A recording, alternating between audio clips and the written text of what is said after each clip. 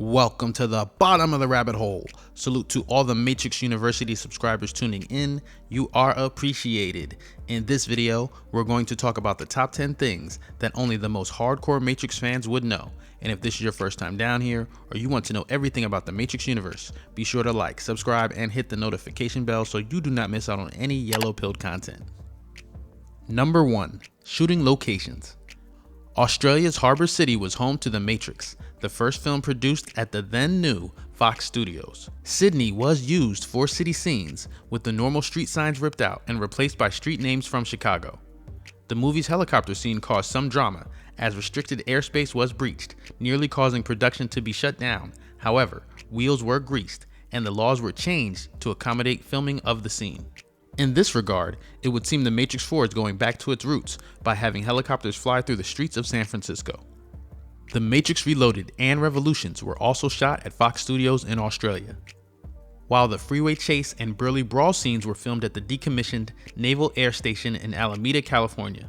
The producers constructed a 1.5-mile freeway on the old runways specifically for the film. Some portions of the chase were also filmed in Oakland, California, and the tunnel shown briefly is the Webster Tube, which connects Oakland and Alameda. Some post-production editing was also done in old aircraft hangars on the base. Number 2. Dark City. Another movie shot in Sydney. Several sets from the sci-fi thriller Dark City were recycled by the producers of The Matrix, including their rooftops. These are the same rooftops Trinity is being chased on in the opening of the original Matrix film. Number 3. Michael Hutchens. According to entertainment entrepreneur Ron Creevy, the much-missed INXS lead singer was slated to play a part on the Nebuchadnezzar crew in The Matrix. The role was apparently cut from the film after he took his own life in 1997.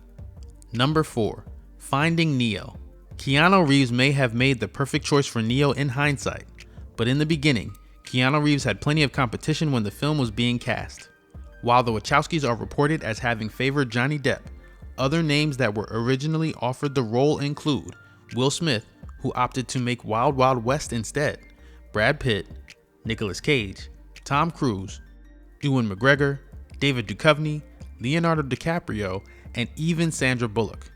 Both Val Kilmer and Sean Connery were also considered to play the role of Morpheus. Number 5. The Oracle. The scene in which Neo finally meets the Oracle is underpinned with the use of music. A Duke Ellington song titled "I'm Beginning to See the Light" plays in the background, underscoring Neo's ever-growing self-awareness. It's a great example of the attention to detail found in the trilogy, and a detail which plenty of people may have missed entirely. Decorated stage actress Gloria Foster plays the Oracle. Sadly, Foster died from diabetes complications after finishing her role in The Matrix Reloaded, which is why Mary Alice had to replace her as the Oracle in The Matrix Revolutions. On the official Matrix Universe poster, inside the Enter the Matrix Strategy Guide, we find out that the movie showing giant rabbits on the Oracle's TV is titled Night of the Lepus. Number 6. The Prisoner. Speaking of television, the idea that Neo and the rest of humanity are held prisoner is a central idea to The Matrix. While being chased by the agents and looking for an exit towards the end of the original Matrix film, Neo runs full speed past the television in one of the apartments that is playing an episode of a classic British TV series called The Prisoner, a series in which reality was often unknowable as the characters were living in a controlled environment. The reference to The Matrix is clear, with Neo being the one and the prisoner's central character being called Number 6. Number 7. Injured Reserve. The main cast of The Matrix accumulated several injuries during production.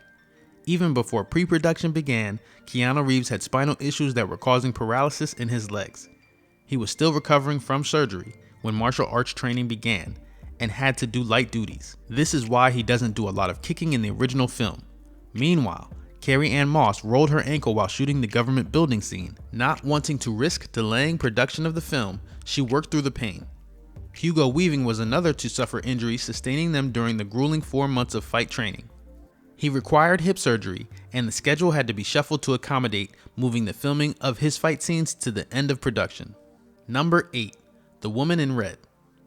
One of the most often missed touches the Wachowskis added to The Matrix is found during the Lady in Red scene, in which Morpheus instructs Neo about the agents in the construct simulation created by Mouse.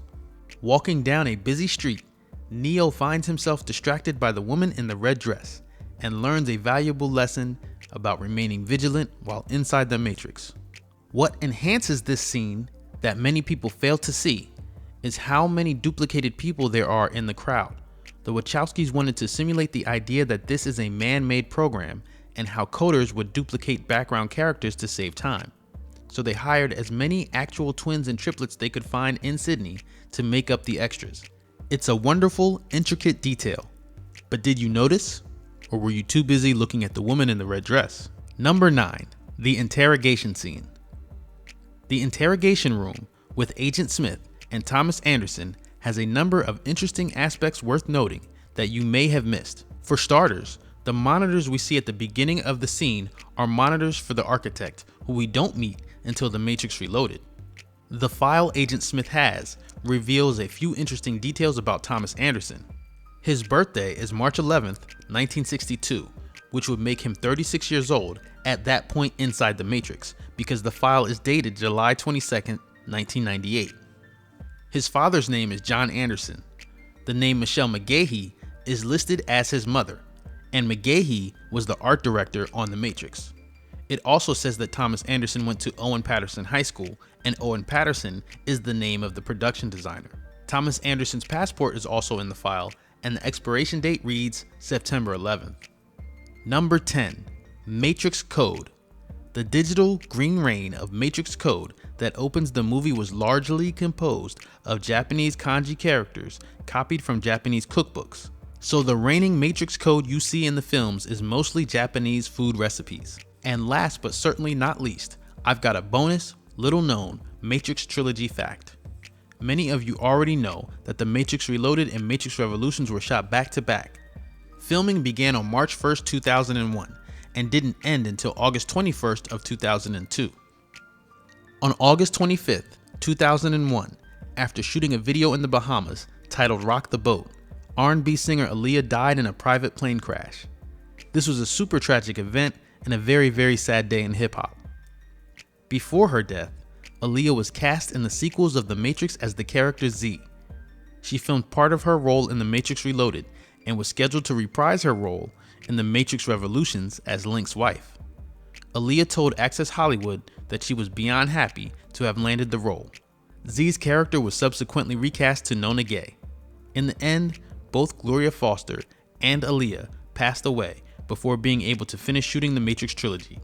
So those are some of the more obscure facts that only the most hardcore Matrix fans would know about these films. Be sure to support the channel and order your Matrix University gear at our Teespring shop.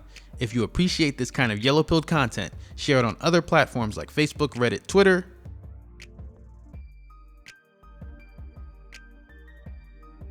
And remember,